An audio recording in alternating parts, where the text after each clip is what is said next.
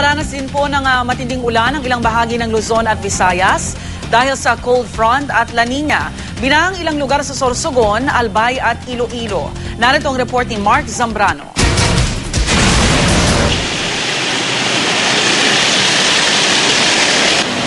Sa gitna ng pagbuhos ng ulan sa Metro Manila, ilan ang nasumpungan kong mistulang basang sisiw sa bahaging ito ng Quezon City. Bagamat nagbabala na kasi ang pag-asa ng wet summer, may mga umaasa pa rin daw na lalabas ang haring araw.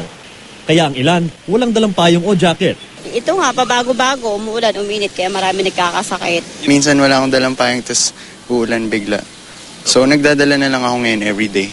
Nilinaw naman ng pag-asa na hindi bagyo o low pressure area ang sanhi ng ulan sa Metro Manila, kundi buntot ng cold front na pinalalakas ng La Nina. Yung La Nina, tinatawag nating La Nina, no? Kasi yun yung mga nagbibigay ng mga pag-ulan actually at nag-e-enhance sa itong mga system na to. Pero matatapos nga ang La Nina itong April, by April balik na tayo sa normal uli. Ang mismong cold front naman ang nagdadala ng sama ng panahon sa Southern Luzon at Visayas. Kaya nga sa ilang bahagi ng Bicol, tulad sa Sorsogon, tuloy-tuloy pa rin ang pag-ulan. Sa Legazpi, Albay, ilang bahay ang lumubog sa baha. Ang pinakamataas, abot hanggang dibdib. Binahari ng ilang lugar sa Iloilo. Sa bayan ng Sara, ilang pamilya na ang inilikas.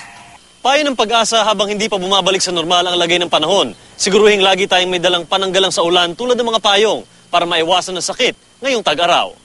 Sa mga susunod na araw ayon sa Weather Bureau, magiging maulan pa rin sa malaking bahagi ng Luzon. Ang Metro Manila naman, inaasahang sa weekend pabubuti ang lagay ng panahon. Sa kabila nito, wala raw inaasahang bagyo sa Semana Santa. Para sa unang balita, Mark Zambrano reporting.